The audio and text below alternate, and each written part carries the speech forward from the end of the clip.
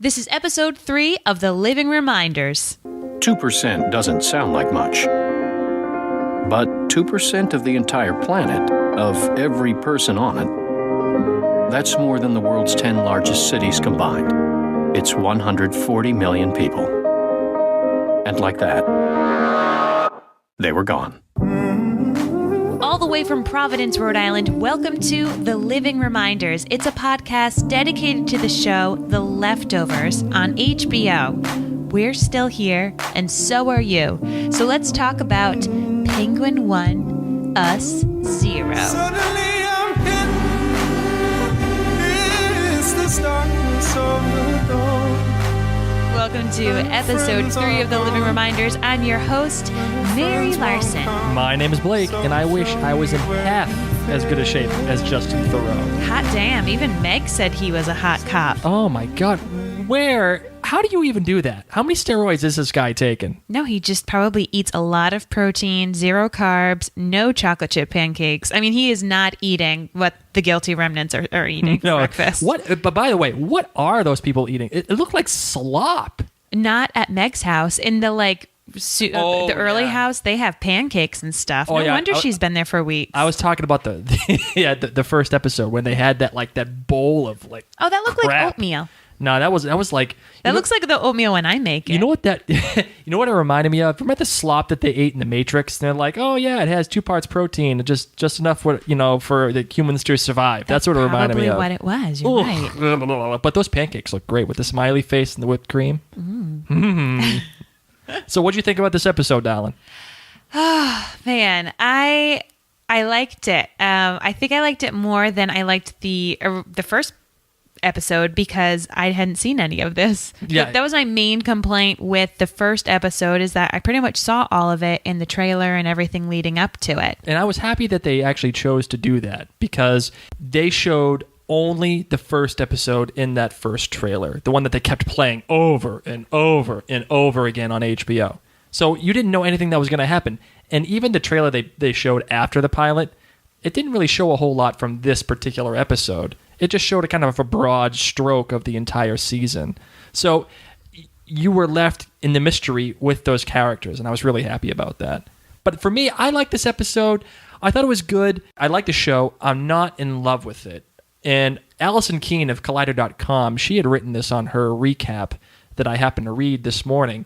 And I think she is right when she says that her reaction to the show confuses her. She doesn't necessarily like it, but it actually sticks with her throughout the week, which is a rarity, I guess, for her. And I got to say the same thing. I'm going to echo that. This show sticks with me. I find myself thinking about it. Kind of like how I thought about Breaking Bad, or kind of like how I thought about Lost. Just thinking about the imagery and the symbolism that Lindelof and Perrotta are trying to use throughout the show. Now, I'm not going to get into details now, but we'll get to that later on. The thing that sticks with me is that I'm not being spoon-fed anything. I'm not laughing a lot. At Breaking Bad, you got to have the comical character, and I don't Jesse. I don't have a comical character. And this, I'm a usually very upbeat, optimistic person, and I haven't found anything that I love in the show. It's interesting that you said that you're not in love with this show yet. For me, it's not that. It's that the optimist in me hasn't found the Hurley. Hasn't found the Jesse Pinkman, hasn't found this character that is going to spoon feed all the information that people like me might miss, that is going to give me hope, that's going to find the big jar of peanut butter and ranch dressing. Yeah, there's no line like, Gatorade me, bitch. There hasn't been anything like that and yet. I think if there is anything like that, it's the teenagers. It might be the ping pong guys. I don't know. But on the other hand, I think that's why this show is supposed to make you uneasy. The show is supposed to be sad. The whole point of it is that nobody gets what's going on and people are upset. So I agree with you. I'm not in love with this show, but I think that's because I'm uneasy. And I think that is what the show writers are intending. I'm going back and watching, and I'm feeling along with these characters. I'm very frustrated at some of these characters. Yeah, you're tense. I always feel like after you watch this show, you are tired. Yeah. Like you are emotionally drained. Well, it doesn't help that it's at 10 o'clock at night. I know. It's. They need to bump that up Come on, because guys. I am sleepy. Oh my God, 10 o'clock at night after Who gives a crap about True Blood? Honestly, come on now. What are we doing here? Some people do. That show sucks. So, speaking about sucks, we sucked because we forgot to talk about some things last week. Yes. And I wanted to bring up an interview with Damon Lindelof. Some guy asked him about the animals. What animals? The dogs and the deer and everything. He made a great point. He says there does seem to be some sort of hiccup or disturbance in the way that the animals, particularly dogs, are behaving in the wake of the sudden departure. I think that the natural world is represented by animals, and they're trying to use the animals to kind of play into this idea of, are the animals in on a secret that the humans are not? Oh, I totally believe that. You know, when like a hurricane's coming and the birds are all flying and the squirrels are acting like crazy nuts. Yep. Get it? I totally believe this. And when that guy said, or when the woman, I forget who it was, that said when the owners disappeared, it messed up the dogs. I totally believe that. It messed up the people, but the people have to wear these masks and try to get on with the life. So I love that they're doing this to the animals. And as for the deer that kept popping up, Justin Theroux, the guy who plays Kevin Garvey, he says that in some sense the stag, the deer, has to be some kind of, for lack of a better word, a spirit animal. A Patronus. Let's just say it, Justin. A Patronus. Let's just get one more Harry Potter reference in the living reminders. Okay? Mark it down. Number 1. You're a wizard, Harry. He says that it's something that represents strength and grace and survival. Patronus. And he doesn't know Number 2. You're a wizard, Harry. And he doesn't know what it means in a larger sense of the show, but there is something definitely spiritual afoot. Notice that he didn't say religion or Catholic or whatever. He just said spiritual.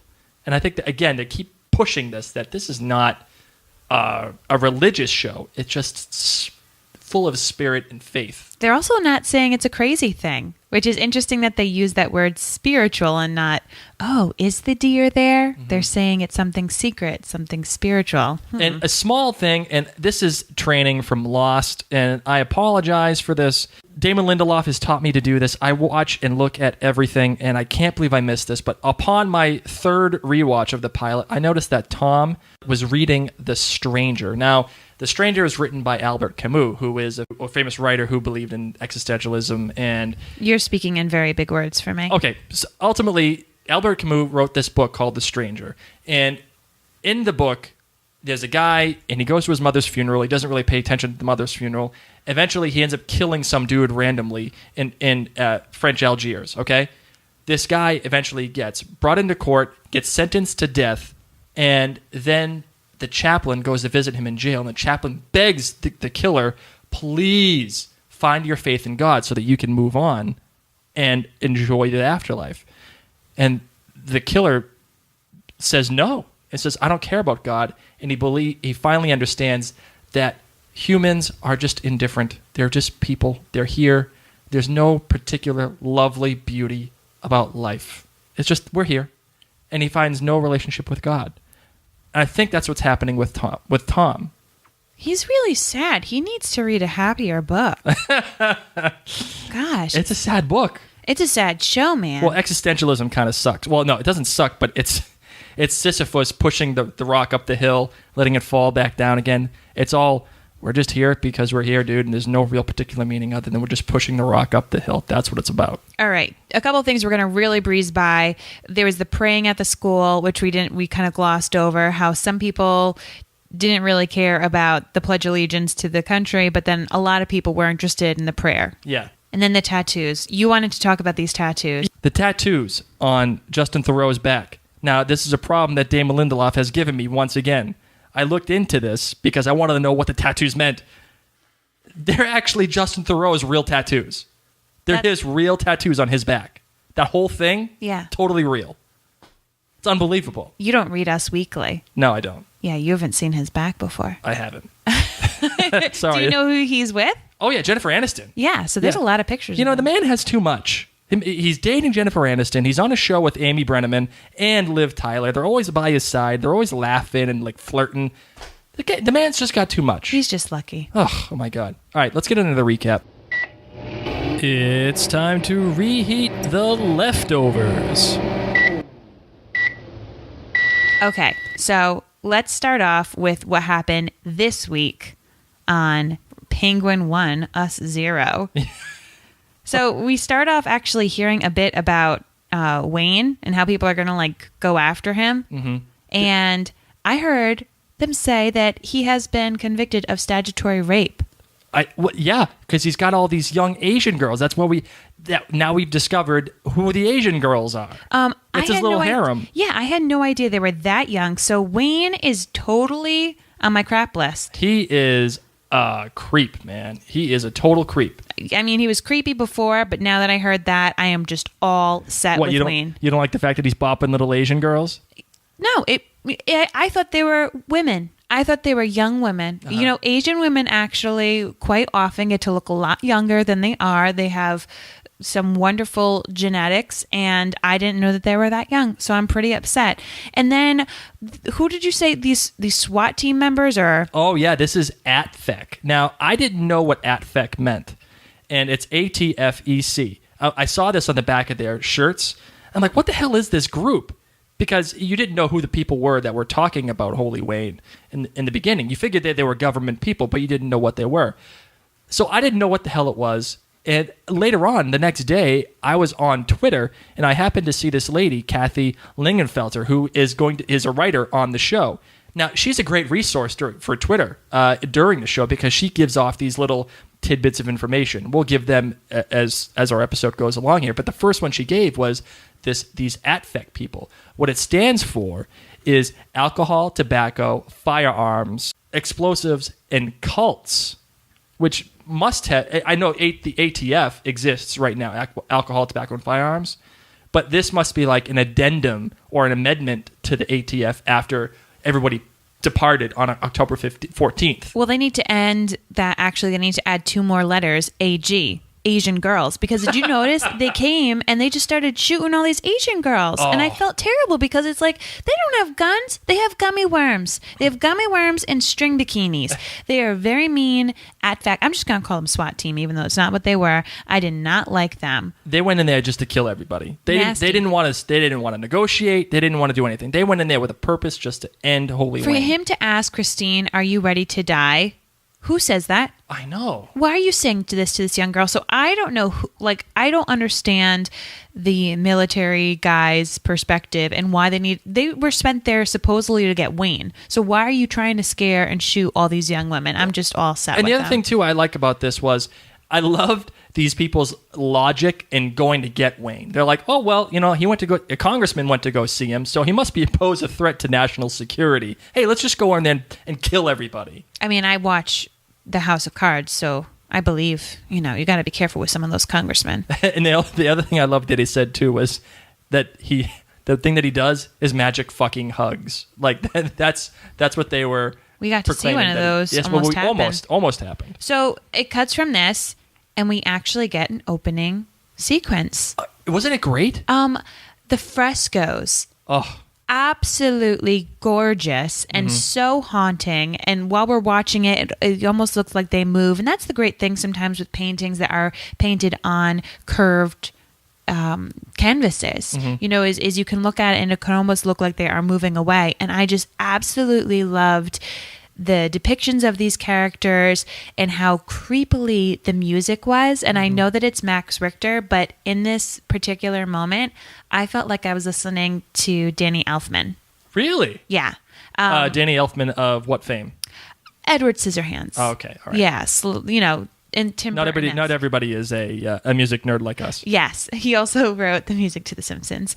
But that's so if you think of Tim Burton movies and Edward Scissorhands and these kind of haunting piano melodies, it kind of that's what it brought me back to, which is beautiful. And I was so excited there is an opening sequence, and it's gorgeous. And I love how it's something that is painted because that's what you often do when you memorialize someone. And HBO always has these great opening sequences. We all know Game of Thrones. One of the other underrated ones is the show Rome. I loved Rome, and it's actually very similar to the opening sequence of this show, with all the different paintings moving and interacting with its environments. Really cool opening. Loved the music. Max Richter, you are hitting it out of the park on this one.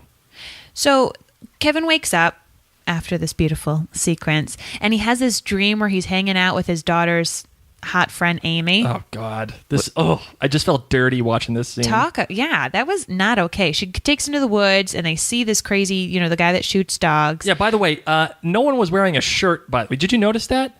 Was she wearing a shirt? Well, no, she was wearing a shirt, but like he wasn't wearing a shirt. That's why I know he's in such good shape. But they weren't. He wasn't wearing a shirt. She was wearing this skimpy little shirt. And I was also noticing too, this lady Kathleen Lingenfelter, the actors actually walked barefoot in these sub-zero temps when they were shooting it in February. Like they were out there in the cold. God bless him. Oh my God. I would definitely want some moccasins for that. So he in the dream, Kevin is on fire a little bit, and he actually wakes up to find that there is a fire outside, and it's his neighbors who are like burning. What was it? His brother's stuff because they didn't want to give it away. So I was just so grossed out. There was not too much to this scene. I mean, it's 3 years later. I understand some people keep loved ones' clothes for a very long time. I was just grossed out that he stood on some person's fake teeth. Oh, I know. And that must have hurt, number one. And then number two, why are you keeping someone's teeth? I stepped in dog poop barefoot this week. It was disgusting. It's a long story. It is a long story, but let me just tell you that when I heard that squish and you see his foot, I was like, oh my God, I stepped in dog poop too. And then instead it was fake teeth, and that's got me beat. Oh. That's just really nasty. I don't know what's worst. So poor Kevin, after stepping in fake teeth and dealing with this, he goes to see a really terrible therapist. I know. Doesn't even know the guy's like the wife of Kevin. Like, doesn't even remember the name. He calls her like Libby or something stupid. What a jerk. Ugh. And he has a stupid penguin next to him. It's the penguin sighting. So he says that sometimes it helps kids with aggression. This weird penguin. I don't know. What do you think Lindelof is trying to say to us? Because he clearly titles the episode Penguin 1, Us 0. Is he trying to like screw with us? Be like, nah. Well, that penguin kind of reminded me, how he said that sometimes kids take aggression. Do you remember the punching bag balloons that you had as kids? Yes. And they're weighted. There's some sand on the bottom. I bet you that's what that kind of penguin is. And it lets, at least the kids are getting the aggression out. I think the adults need to start getting aggression out. I don't know what this penguin business is. But I hated this snarky therapist. I wanted to punch the therapist. I wanted to punch the penguin. I just couldn't take him. I liked the fact that Kevin stood up for himself, though. The therapist is calling Laurie his ex-wife, and he's like, nah, she's still my wife. And he still considers himself married. I love that. And, of course, as he's saying that, they're having those quick cuts to the dogs, Yep. Attacking the deer. So I wonder if there's something at play there, if it's just Kevin losing his mind as he's talking about his wife, thinking about his own innocence being eaten or whatever, because he was saying that the stag represents the beauty and the natural part of himself. So I wonder if that's that part of him leaving himself and admitting to the fact that he's not married, his life is not the same anymore, and it's just falling apart around him. That's why he's at this therapist, even though he hates to go there. He's like Snape, saying goodbye to the dough. Oh. You're a wizard, Harry. 3, that's the third one. Liv Tyler. Hot damn, girlfriend has some gorgeous eyes. When they had that opening shot of her about to eat her pancakes in the frat house, she's just so pretty, and I'm really happy that she's in this role because I absolutely love her. So I love that in the regular houses for the guilty remnants, they get that slop, that oatmeal looking stuff. Yep. But she gets pancakes with whipped cream. Yeah, well, this is what's called the pledge house. These are for all the new members who are getting in there. They're not full members yet. They're just kind of like the tryout period. Okay. So they're trying to ease them in, and that's why they get a better living quarters. They get to talk. They don't have to wear white all the time, and they're not being forced to smoke. If you notice that, Liv Tyler asks for a cigarette butt, and Laurie's like, "Nah, you're not having one." Well, they're crappy cigarettes anyway, so don't worry, Yeah, Meg. who wants them? I loved the cranky guy in the robe. Oh, yeah, that's the guy from King of Queens. Oh, Yeah, I loved him. That's the buddy from King of Queens. I think I could swear to God that was him. I just love that he was making the pancakes. He made a little happy face. He just talks. It was a lot of fun. And a lot of the references that he made in this, he's like, "Oh, you can't get these pancakes in the big house." And then the guy walks in with the laundry. He's like, "Oh man, fucking laundry again? Come on, whatever." And as he's saying all this, I'm thinking, "What is this, jail? Like the laundry? You can't get this in the big house. Everything's kind of restricted." Is this Lindelof's way of saying that these people are no good? This is they're being held there, even though they think they're being there for their own accord. They're really not. It's kind of like jail. I think of it like rush week, or when you do have your pledgelings. Being in a sorority myself, I know that sometimes in sororities you really make your pledges do bad, dirty work. Mm-hmm. You would make them do your laundry. I never made anyone do laundry, but I know in some sororities they would text pledges halfway through class and say, hey, you need to pick me up some cigarettes. I'm here. Mm-hmm. So I bet you that's what it's like. They're making them do this busy work in the midst of their training, Yep. which Meg eventually does in the woods. But before we get to that, we see this one scene where there is a guilty remnant and she's painting, and then she gets thrown a slushie on her. I know. Just the red slushy. It reminded me of Glee. Remember how, in especially the first season, Yeah. they always like slushied the nerds? Yeah. I kind of wanted that woman to turn around and start singing some kind of song, and just break out in a cappella. Oh my God. No, that was really cool. And then the guy is just like, hey, loony, F you. That shows the kind of relationship that the GR has with these normal people. They get slushied, It- just like Glee. Yeah. So then we get cut to Jill, who's at the coffee shop with her friend Amy. Mm-hmm. And Jill gets to check out Nora, who is the woman who lost all of her family. Yep. Inside Nora's purse is a pistol. Now, I don't know why Jill's making such a big deal of this. She and Amy are just like, oh my gosh. It's a gun. She has a gun. It's not some what, Jill bullshit and lady Amy? gun either. No, but like lots of people have guns. Yeah. It's pretty much, it is one of our rights to bear arms. Yeah, that's true. But you wouldn't expect someone like Nora. She's kind of like innocent and kind of frail. Didn't your mom have a gun? Oh, my mom definitely had. She had 2 guns. See, and your mom was a frail like a little woman. tiny woman. I agree. Yeah. So, I agree. when I saw this, I saw Nora with the gun. I'm thinking to The Blind Side. Sandra Bullock's character had a gun. Mm-hmm. I know that your mom had a gun. Mm-hmm. I know lots of little women. I think especially this woman is single now. Her husband is gone. She's by herself. It's a really crazy world right now. Yep. So it makes sense in my opinion. Well, let me ask you gun. this. Is it because she needs it for protection, or is it because she's going to use it on herself? I don't know. And maybe is that like the thing that she has to like remind her that her life has fallen apart, and one day she's going to use it, and one day it's going to be on herself. Whatever it is, it's up to Nora, and I just thought that Jill and Amy were just way too snoopy, and you don't want to be snoopy with someone with a gun. Mm-hmm. These girlfriends gonna get with the picture. But the weird thing that stood out to me in this scene, it wasn't Jill and Amy being too nosy. Mm-hmm. Nora takes her coffee cup and purposefully pushes it off the table so that the coffee mug breaks. I know. Is it because she wants someone to feel bad for her? You can clearly tell that everybody is on tiptoes or eggshells around her, because the guy's like, oh, what the hell? Come on. And then he sees that it's Nora Durst. And he's like, oh, Mrs. Durst, I'm sorry. Don't worry about it. It's not a big deal. Don't even. And she didn't even pay for the coffee or anything. Didn't pay nothing. She just walked away, and she's like, oh, it's okay. No problem. I'm so sorry. Is she just testing everybody? Is that why she does it? I don't know. I saw it. I mean, maybe she's testing. I saw it as just that she is that messed up.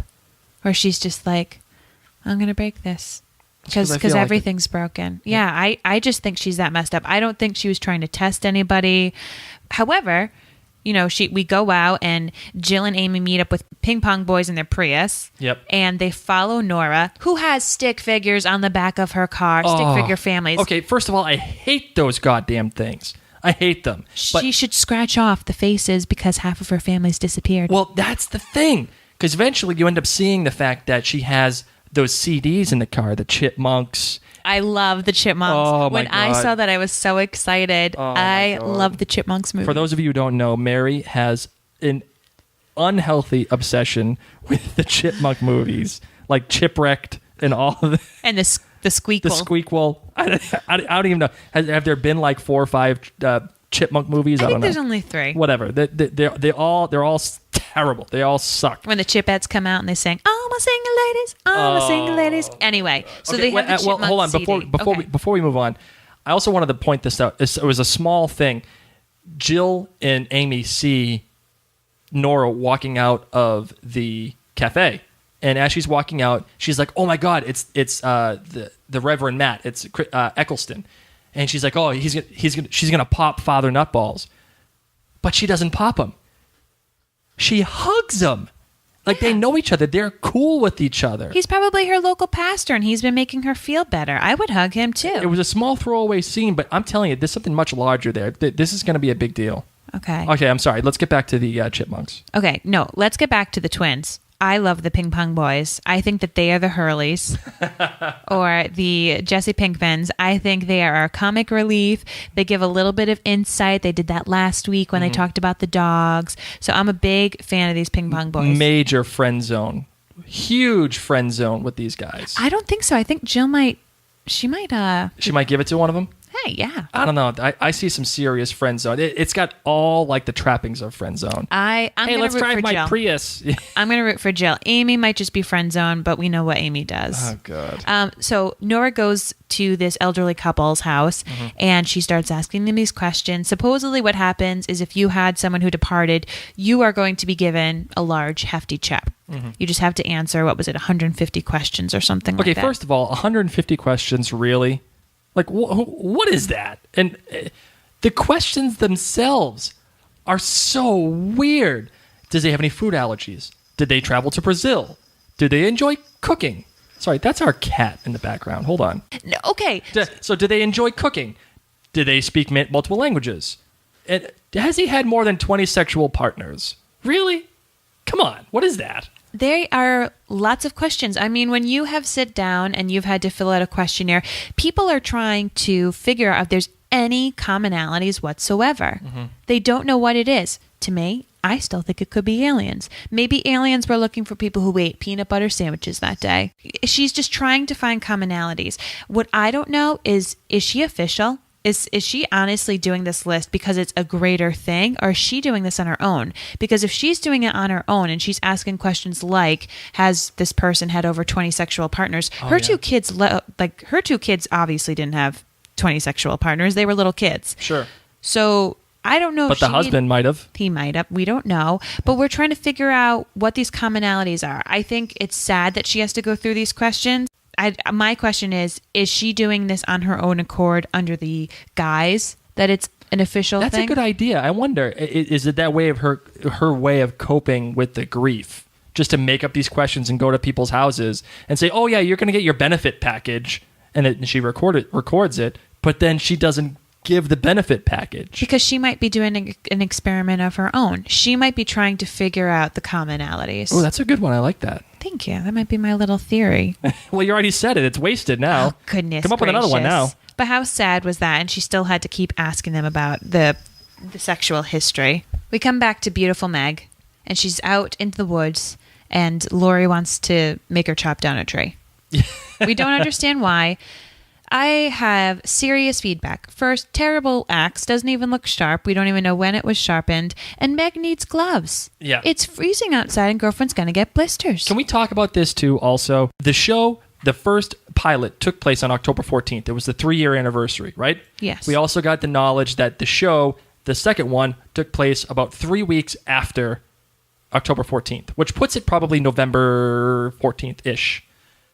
There's snow everywhere. That's like the biggest time jump ever. No, it's New York. Some parts of New York are very snowy. If you're near like Ithaca, it snows all the time. Maybe. I don't know. I still feel like that was a lot of snow for 3 weeks later. It's think about Rhode Island. We've occasionally even gotten snow at Halloween. Okay. So it makes sense that there's that much snow. Okay. But she has a really cool conversation with Laurie, and she says something about the cult. You know, something like this cult sucks. Yeah, you guys are running a shitty cult. That's what she says. Yeah, that's what she says. And then Laurie writes, not a cult, which I thought was pretty interesting because they keep getting defined by others as being a cult. Mm-hmm. And Meg says that she might want to leave.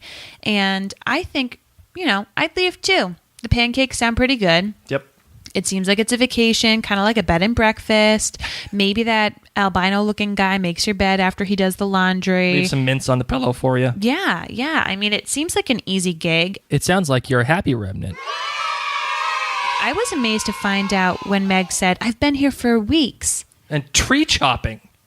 But this is the first time she's tree chopping. Like, what has she been doing all these 3 weeks? What kind of soul searching has she been doing all this time? That's a long time to be away. It's not like she's talking to anybody from the Guilty Remnant. They ain't talking to her. I mean, she can talk, but nobody else can. The guy in the robe is talking to her. King of Queens guy. goodness. All right. So we switch from this beautiful kind of scene in the woods, and now we get back to finding Wayne. All these dead people. We're taking care of Christine. We get to Wayne. Why does he never have a shirt? Does he think he's Jacob from Twilight? I'm serious. Why doesn't this guy wear a shirt? I wonder if it's in his contract, like Jacob. He can only wear a shirt for like 3 minutes of the entire show. Gosh, I'm like, now that I know that he has all these offenses to him and he likes little girls, put on a shirt. I don't want to see yourself. you. I don't want to see you. I don't want to see any of that. No, thank you. Please. And I love seeing the contrast between New York and the desert. I thought it was a great juxtaposition. I don't know why. It felt cool to me. Well, because it reminds you that this happened across the world. I think Mapleton is supposed to be this really small town, and you're supposed to be very intimate and get to know all of these people. And then you're thrown in the desert, and you're reminded that it's not just Mapleton where shit's hitting the fan. Mm-hmm. It's everywhere. And here's this other area where now there's guns, and they're trying to kill young women. Mm-hmm. I secretly wanted to see, hoping I wanted to see Walter White show up in his in his RV and just be like, "Hey, let's cook some meth." You know, because that's the last time I seen something with the desert was Breaking Bad. So I was hoping for that one moment, but I guess not.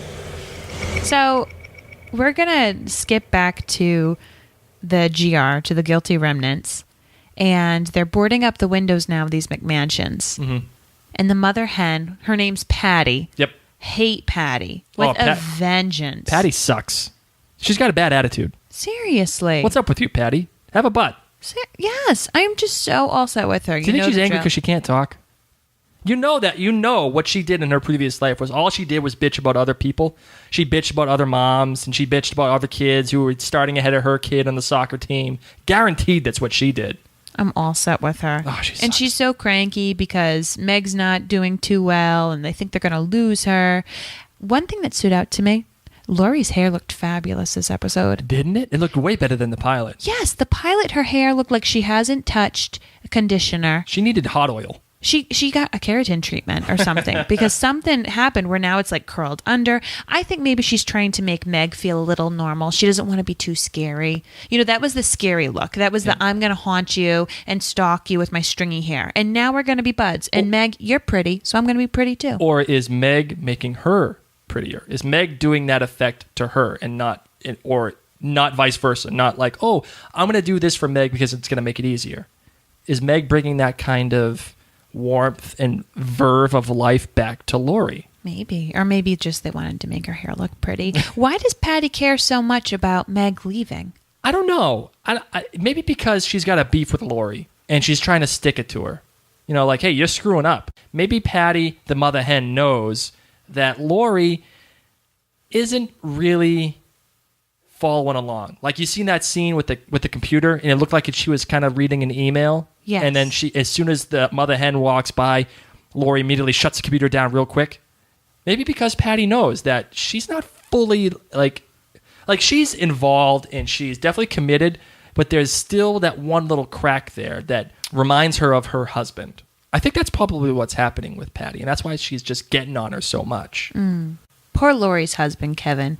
Ugh. Did you see how many pictures he had next to his desk about the GR? Oh, just haunting him. Just haunting him. And of course, her picture is right by his face. And he looks at it, and you can just see how awful he feels about it. Well, her hair looks awful in that picture as well. It's that was before the VO5 treatment. Yeah, before the makeover. My goodness. So Mayor Lucy comes to visit Kevin, and all of a sudden they're like old-time friends. I thought they hated each other. Yeah, they clearly have got some history. Now, one of our listeners thought that maybe the scene where Kevin was banging the lady, like when he was talking about what he was doing. When the departure happened? One of our listeners thought that maybe he was banging the mayor, and that's why the mayor and Kevin have these problems. She wasn't that far off. Hey, like one genetic sequence off, because we come to find out that Mayor Lucy is instead with Kevin's dad. What? Like, whoa. Say that again. Yep, that's right. Kevin's dad, who is in the crazy bin. Oh, my God. But of course, we didn't know that at the time. She's like, oh, I'm going to go visit him. And he's like, oh, tell him I say hi. And you're like, what the hell are you talking about? That reveal was huge. Absolutely huge. What do you think was bigger? The fact that Laurie was Kevin's wife or Mayor Lucy's banging Kevin's dad? Laurie. Last week's reveal was bigger, in my opinion. The Mayor Lucy being with Kevin's dad, whatever. Kevin's dad isn't doing anything. He's hanging out in the crazy bin, talking to people. Who are these people that he's talking to, by the way? Because he somehow knows what Kevin's talking about with this mystery man. Yeah, he is clearly involved in something. Something is definitely happening with the Garvey men. I'm gonna expand on this a little bit further in my sudden theory of the week, so I'm not gonna get into it now. But something is clearly happening with them. The thing, though, is that the mayor seems to be okay with the fact that both the father and Kevin are kind of losing their marbles a little bit. She even says something about how Kevin's killing dogs. So somehow word has gotten out that this dog last week was dead, and multiple dogs. Yeah, and people are now pointing the fingers at the police chief and trying to keep it under wraps to help protect him. And he keeps telling everyone, no, it's this guy that has a truck. Sure enough, the truck is in his yard. Oh, how embarrassing is that? And like his subordinate discovers the truck in his yard, and the guy's like trying to help him out. He's like, I'll just tell him that we found it abandoned in a couple of streets over. And Kevin's like, what are you talking about, dude? This ain't my truck. Somebody left it here. And you can see the trepidation in his subordinate's face, like, all right, man, no, yeah, okay, it was somebody put it here, dude, no problem. Like, you can see that he clearly knows the history behind Kevin's family and the dad and everything. He believes that Kevin's going nuts. Why do you think if his subordinate, if this police officer, and if the mayor think that Kevin's starting to lose it, why are they still letting him be police chief? I have no idea. Maybe because they're seeing signs, but there's no real definitive proof. Yes, all these dead dogs were there. And I loved how the first opening scene was was Kevin at the scene. And people being like, hey, where is this guy that you were talking about? There's no truck. There's just dead dogs and you. You're starting to see some cracks. And everybody knows the history, so nobody really wants to believe it quite yet. But they're starting to see the foundations falter, I think. The thing that really shook the foundation, because now at this point you're starting to believe that Kevin is the only one killing these dogs, that he somehow found this truck, put it in his yard. But then the mystery man shows up, they're chatting. Kevin, you can tell he's looking at this guy, and the guy's saying, let's go kill some more dogs. I found a bunch of them. They're hanging out. But Jill shows up with Amy. And Jill takes a pack of beer from this mystery guy. And afterwards, because at first I thought, okay, the mystery guy still isn't there. I bet you Kevin is holding the beer. And she grabs it from him and says, is this for us? And he's like, yeah. Or he says no, actually. And she goes on inside. And in my head, I'm thinking, okay, I still don't believe in the mystery man. But then Jill turns around and says, hey, Dad, who was that? Who are you talking to? I'm going to expand on this in my sudden theory of the week, so I'm not going to talk about it quite yet. But I'm going to say one thing. I'm going to tease it. I'm going to give you the professional tease. You ready? Yes. There's more to that than meets the eye. I promise you, and I'm going to get into it further. All right. So Jill comes home, possibly sees this guy. Interesting. And I also want to get into this, too, when actually Kevin was with the mayor at the police station. The whole debacle with the bagel. Was the bagel real? Did it disappear? Did he actually put it in there? The whole episode, you're thinking, nah, this bagel wasn't there, dude. Because even the mayor is like, what bagel are you talking about? I didn't take your bagel. What are you talking about? He goes back eventually and he finds the bagel. So it makes you think that he's not crazy, that it was there, and he freaked out on him. He took the whole thing apart and he deconstructed his own mortality, really, in that toaster. He deconstructed his own mental instability. I still don't think the bagel was there. You don't think so? No. Wow. I don't. Because only he found it. Because when my bagels got stuck in those toasters, they caught on fire. I didn't see no fire bursting out of that thing. I had that same kind of toaster in college, and I had got a couple pieces of toast stuck, and there was some smoke and fire. Okay, so maybe there was a bagel there, but I'm just being straight with you. If that really happened, there would have been some smoke. How about Wayne kissing that dead guy? He kissed him and kind of licked him a little bit. There was a little tongue. Why? Who does that? Wayne does. Now, was that his guard, or was that some just random dead guy? That was one of his guards. That was Peter Berg. That was Peter Berg, the director. The guy who directed that episode. Wasn't that crazy? So he pretty much, Wayne was like, I bet you it was written in his notes, like, Wayne needs to go and carefully kiss the dead guy as a thank you. And whoever this character Wayne is was like, all right, no problem. And he just wanted to mess with Peter Berg and was like, you need to stay in dead character, buddy, because here I come. I'm going to come make out with you with no shirt on. And he came over with like licking, no shirt on. My goodness gracious. That was just disgusting. All right, can we talk about after that scene? I know the kissing the dead guy was weird, but let's talk about Wayne and Tom's interaction. What is happening with this hugging thing? I was really like, are they really going to show him hugging Tom? Is that really going to happen? It almost didn't even seem like a hug. Like, I kind of expected almost like a kiss. Do you remember that scene in The Green Mile where the guy has to actually take his mouth over the woman with cancer and he sucks out the cancer through his mouth? Okay, yeah. I almost thought Wayne was going in for a kiss with Tom. So you know what we should do? We should just call Wayne John Coffey from now on. What do you think? But I like John Coffey and I don't like Wayne. I know, Wayne's weird, especially with no shirt. Yeah, I'm just gross. But that's what I thought. I thought he was going to come in for this weird kiss hug, especially after like kissing that other guy's face. Oh, then Wayne is like, oh, Tom, you're going to go take care of Christine. Let me give you some money. He lifts up his car seat, has bajillions of dollars taped underneath, and he only gives him one pack. I mean, granted, that's probably what, $1 million? Well, no, the one pack's probably about $1,000, I bet. That's it? But where is he getting all that money from? Oh, from congressmen. Yeah, oh, that's true, yeah. Wayne is loaded beyond belief. However, if Christine is the most important thing in the world, can't you throw a couple more G's at her?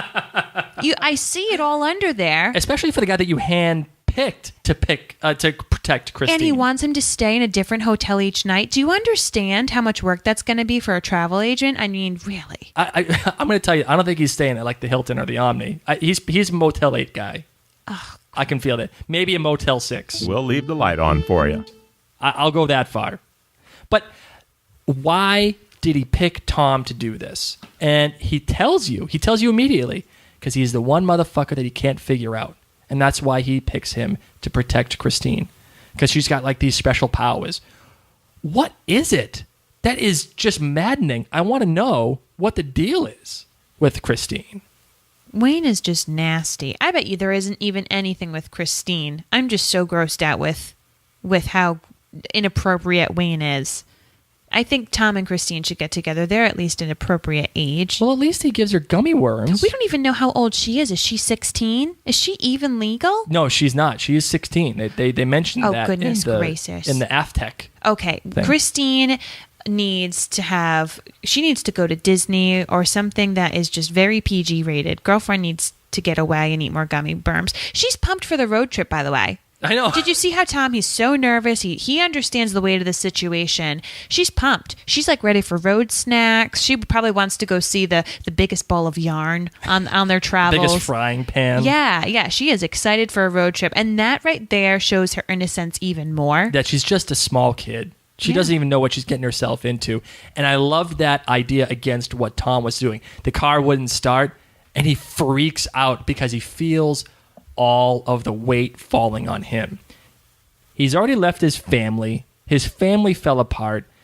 Now this thing with Wayne is falling apart. He's given himself to college. That fell apart. And he's failing at everything. And now he can't even start a goddamn car.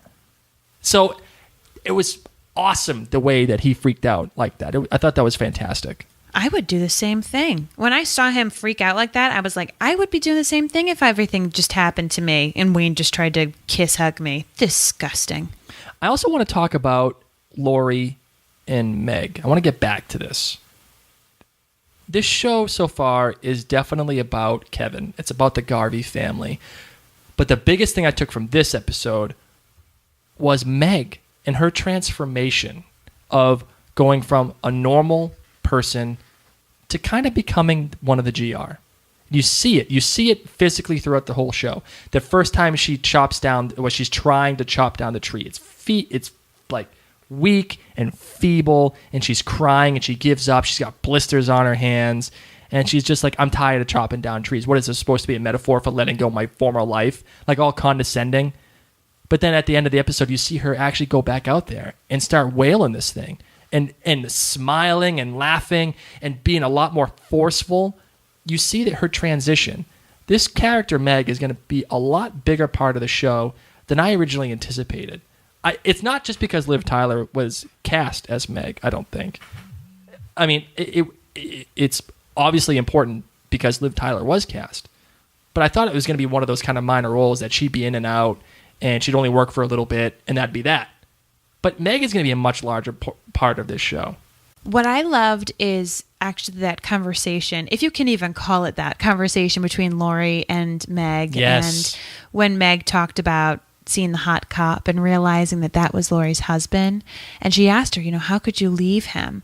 And Laurie writes down, I remember. Yes. And that was so powerful. And once again, it made me feel so sad. As I told you in the beginning, I'm not in love with this show yet because I'm such an optimistic person. I don't read sad novels. I don't watch sad shows. And this show is depressed. Mm-hmm. That's what the Guilty Remnant people are. A lot of them to me are just so depressed, and they are accepting it, and they're accepting their depression. And I think that that's it. When Meg was chopping down that tree, it was chopping down the mask that she's had to try to wear for 3 years. Especially planning that wedding. Exactly. It's, everything's going to be fine. We can plan this wedding. We can live happily ever after. It'll make me happy. And it didn't. And it wasn't going to. And I loved how happy she was chopping it down at the end, because it was her way of being able to say, I can accept what's happened. Yeah. I can be okay with the fact that I am sad. And I'm not saying that I would be joining the Guilty Remnant. I don't want to eat that gross oatmeal every single day. I hate the color white. But, it was a lighter side of the Guilty Remnant. It was these two souls, and you just feel sad. It's like, I feel like Mapleton dropped the ball. Obviously, their therapists suck. It's like they need better therapists, better group therapy for the people who are still suffering. There's no center for them, and they end up joining the Guilty Remnant. Well, is this indicative of the Guilty Remnant, or is this more a derivative of the relationship that Meg and Laurie are forming? Again, we talked about Meg possibly bringing out the pretty hair out of Laurie, or is Laurie doing the thing for Meg? But either way, there's some kind of compassion there for the both of them. When she says, I remember, you could see it in her face that she does remember, that she hates it, but she lives with it and she surrenders to it. And that's what she ends up telling Meg. She has to surrender. It's for a bigger purpose. And then ultimately, when Meg has to give up her mom's little piece of clothing, she smells it and she doesn't want to feel this way anymore. Of course, what way is that? Is it the depression, or is it the angst, or is it just something that is just overall bad? She doesn't want to feel like it anymore. She ends up realizing she does have to surrender. She does have to give up that item, and she does have to join the Guilty Remnant. But maybe it's because of the relationship she's creating with Laurie. And I think that's why this character, Meg, is going to be so big. Because it's either going to solidify the Guilty Remnant for us as viewers, or it's going to bring out something in Laurie that we're not anticipating in terms of her marriage with Kevin. It's going to soften the blow. It's going to soften that cold iceness that Laurie and Kevin share, and maybe bring them back together. One can wish. Oh. One can have hope. We need like the fairy godmother music now. And then I can say I'm in love with it because it's a happy ending. Let's talk about Kevin and his dad in that scene in the nut house when Kevin goes to visit him. Let me tell you, TV shows recently, daddy issues. Oh. Up and down. Game of Thrones, first off, daddy Major issues. Daddy issues. Huge daddy issues. I mean, I feel like every show has daddy issues. Especially a Damon Lindelof show. Oh, like God, Lost. Yes. Can we just talk about the amount of daddy issues on I think Lost? Damon needs a hug. Maybe he has some daddy issues that he's writing about throughout all of these characters. I totally agree with that one. I love what's happening in this scene. I love what's happening. Break it down for me. Why? Okay, first of all, you see Perfect Strangers playing in the background. How cool is that? Seeing Balky and everybody. Loved Perfect Strangers as a kid. Thought it was so funny that they call out to that. And it's, of course, it's a little bit on the nose, but it's symbolic of Kevin and his dad. They are perfect strangers. They're son and father. They are related. they are together, but they don't know each other really. They all they know is, I'm your dad, I'm your son, and I know that you're kind of screwed up, Dad. But the funny thing is that the dad knows that Kevin is screwed up. How does he know that? He's heard about the dogs through Mayor Lucy, and he also sees Kevin living in his house, the dad's house, having the dad's job, the former job, and he knows that Kevin is there because Kevin never visits, and he's only there because I got to know what the hell's happened to me, Dad. When did you start to lose your shit? What was it like? And the father has the answers for him. Well, kind of. He thinks that he's totally sane. And you kind of almost believe him. You kind of almost do, because he's like, contrary to everybody's opinion, I still got my marbles.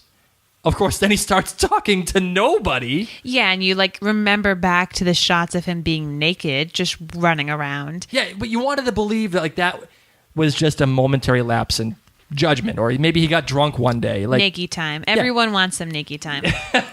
But he does. He starts talking to nobody, and he's arguing with these voices like, why do I always have to tell him? But then he says something that hits a little bit on the nose. He tells Kevin, they want me to tell you that someone's going to be coming to help you. Yeah, they've sent or they are sending someone to help you. But you need to keep it on the DL. Yeah, keep it to yourself, bro. So is this person that people are sending, is it this mystery man who wants to kill dogs? Well, that's the thing I think that they're probably alluding to, or at least that's what Kevin thinks. So, okay, some crazy mystery person is speaking to Kevin's dad. Now we have this mystery man speaking to Kevin. We need to name the mystery man something. Can we call him Dog Killer? No, that name sucks. But that's what he does. That's literally all he wants to do. That's like what he loves in life. He finds packs of dogs to kill. Can we call him Baldy? Let's call him Baldy, because he's bald. Bald Dog Killer. That's awful. Okay. All right, we'll come back to that. I just feel like there's going to be a lot of mystery people coming up in this show, and mystery is too vague. Well, so look, Baldy and whatever his name is, Bald Dog Killer. Yes. He is connected somehow to all this, and whether or not you want to believe the guy's real or not, he is connected. And it's not a coincidence that this guy shows up on Kevin's doorstep right before Kevin goes to see his dad, and his dad's like, "Hey, someone's showing up, and they're there to help you." First of all, who is Kevin's dad talking to? Help with what? What is happening here? They need the Long Island medium. She's in the same state. I'm feeling a lot of fur. I'm feeling fur on my neck and a gun, like something piercing through my skull. What's happening here? If you haven't seen Long Island Medium, just YouTube it. Oh my God. I've seen her in real life. Girlfriend's real. She is nuts. She's real, and she's really nuts. That's they should have an episode where she goes and visits, and she's going to clear all this stuff up for them. The leftovers, she'll figure out where they are. All right, and then I also just want to finish off with this too. Seeing him find the bagel at the end in the toaster, I thought it was very cathartic. It was cathartic for me as a viewer. I thought it was cathartic for Kevin as a character. I wanted to believe that Kevin's not crazy. And maybe this bagel thing, maybe it's Lindelof saying, "Hey guys, a bagel is just a bagel. Yes, I know I taught you to look for everything in Lost, but calm down." Maybe Lindelof is issuing a calm down to all of us. I think that's what's happening with that. I don't think the bagel was there. He was the only person in the room when he found that bagel. That's true. That's a very valid point. I think Kevin is as kooky as his dad. And then, again, seeing Meg with the chopping down the tree. First of all, okay, whoa. That axe is never going to chop through that enormous tree. And maybe that's part of the deal, too, from the GR. Maybe they gave her this little freaking axe. And they're like, "Hey, go chop that thing down," knowing that she'll never, ever, ever, ever be able to do it. It's just one of those things that she just has to surrender to it. It's just something to get out her aggression. You know what it is? That is her penguin. That's what she gets to punch. Oh, there you go. Okay. She doesn't get to punch a penguin. She gets to chop at a huge tree. All right. What do you say we get to listener feedback? All right. Give it to me. I had a really good conversation on Twitter with Caitlin at Fairly Certain. We were actually kind of going back and forth. It got a little heated there for a second. We were talking about Laurie and why she gave up on the family. And, Caitlin was tweeting to us, people who lost nothing are weak. If I lost nothing, I wouldn't be running from what they're lucky to have. And it seems that the GR, they recruit members by stalking and intimidation until they break down the weakest-minded ones. So she's saying that Laurie is a selfish bitch, essentially, and that she never would have given up on her family the way that Laurie did. I think this is a little unfair to say, Caitlin, because you don't know Laurie's situation. You don't know why she went to the GR yet. You haven't seen that flashback. You don't know. Just because she lost somebody or she didn't lose somebody, that doesn't mean she didn't lose something. Maybe she watched her family fall apart right in front of her eyes. She saw her son skip college. She sees her daughter falling apart right in front of her. And then who knows what happened with Kevin? Maybe something happened and her life fell apart and maybe she couldn't turn to anything else but the GR. That's why I have a problem with that assessment. I don't know. We don't know what happened, but I also know that there are some people who do have really strong relationships who would view Laurie in a bad way. I would love for Laurie, as you're hoping, I would hope for Laurie to turn her back on the GR. And she's going to. I guarantee it. Oh, one day we can hope. Well, Emma Harita, she tweeted that she was trying to figure out what Laurie wrote to Meg. Her last note was too small for her to read. It says surrender? Yes, it says surrender. That's what she wanted Meg to do. At the very end, she's like, how do you deal with this? How do you deal with remembering your previous life? And then she puts on the paper, surrender. And Kathy says on Twitter that they moved to Sharpies after this episode, like big fat Sharpies, not even real regular Sharpies. You know what they moved to? They moved to almost whiteboard markers, but they don't write on whiteboards. They're writing on paper. Anyway, they're writing in these big markers because they realized that we as the viewers couldn't read what they were writing in these little pens. What a great piece of information. For anybody that's not following this lady, Kath Lingenfelter, the writer of one of the writers on the show, please follow this lady. She has great tidbits of information. And if you don't follow her, we're going to give you our favorite bits like this. The fact that they've now switched to Sharpies. Hey, speaking of Twitter, by the way, The Leftovers, the official Leftovers HBO Twitter account, is now following us, the Living Reminders, on Twitter. Thank you. I thought that was really cool. And for those of you who watch Game of Thrones, the podcast, the best podcast for Game of Thrones, Game of Owns, is also following us. And to my knowledge, is listening to our show as we even speak this very word right here. So, guys, I want to say thank you so much. We love your show. Guys and gal. Oh, guys and gal. That's true. We love your show. We listen to you every single week, and we cannot wait for you guys to come back on. I cannot wait. If you want, come on our show and talk about the Leftovers. I think that'd be awesome. So just talking about podcasts, we wanted to let all of you know that if you're listening to us on iTunes, we would just love for you to rate and review us and just to spread the love of the Living Reminders. You just literally need to go type in Living Reminders and you can rate and review us 5 stars. And the good thing about it is that you can spread the love and let others know about this podcast. That's right. We actually got a good review on iTunes from a user PVD3384. He said that he discovered us on our other podcast, Parentcast. So go listen to us on that one. It's all about our kid and our crazy lives together. He's never been a huge podcast guy until his wife made him listen to a whole bunch of them when he had his first kid recently. But, however, he is into HBO programming. So when he found out that we were doing this podcast, The Living Reminders, he immediately tuned in. He says that not only are we funny, but we have a lot of personality, great chemistry, and are very insightful about the show The Leftovers. No detail is missed. Our Reheating The Leftovers and Sudden Theory of the Week, which we're about to get to.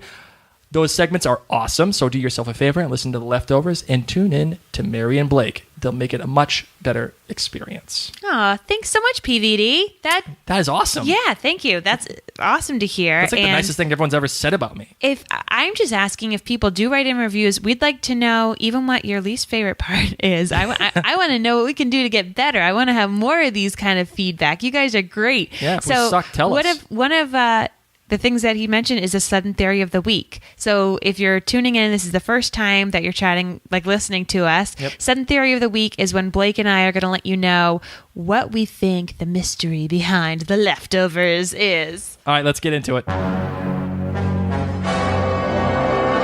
right, Marvin, what's your sudden theory of the week? The mysterious bald dog gunman is still completely Kevin. And I think when Kevin was looking for beer, he just like picked one up somewhere. He picked up a 6-pack. Jill came in, grabbed it from Kevin. They go on inside. And then when she says, "Who are you talking to?" And we're supposed to think, oh, she can see the guy too. I think Kevin was just talking to nobody. And I think And that's why she was all screwed up about it. Like, hey, bro, who are you talking to? Yeah, like, are you talking to is someone out there? So I still don't think that anyone else sees this bald, a dog killer. Mm-hmm. I think that it is still Kevin. Okay, my sudden theory of the week is similar but different. I guarantee Jill has the same disease as Kevin. Disease? Like mental disease? Mental disease. Same thing that their grandfather has? Oh, it's not just about the Garvey men. It's actually about the Garveys themselves with that family. I guarantee you she has the same thing as Kevin. Now, okay, yes, she has the beer, okay? She gets the beer from Baldy, right? But maybe you're right. Maybe she does get it from Kevin. That could happen. She sees the mystery man. She sees Baldy. But you know who doesn't see Baldy? Amy, the friend. Amy, if you notice, I watched it 3 times. Does not even acknowledge Baldy. Doesn't even look at him. Doesn't say anything to him. Doesn't even see that he's there. It reminded me a lot of The Sixth Sense with Bruce Willis. When people would like ignore him and he'd be all jerked off about it, be like, dude, why are you ignoring me, bro? What's your problem? But because they didn't even see him. They didn't even know he was there. Oh my God, is he one of the people? Are they actually not off of this world? Are they like ghosts? You think Baldy is one of the people that disappeared? Yeah. Oh my God. Could Kevin and Jill and his dad be like Haley Joel Osment? I see dead people. That's awesome. We just had like the greatest combined sudden theory of the week. I love it. Please hang up and try again. This is awesome. I love it. Well, we want to know what your sudden theories of the week are. We want to know what you think about our ideas. There are all tons of different ways you guys can get in touch with us. You can visit us online at our website. It is thelivingreminders.com.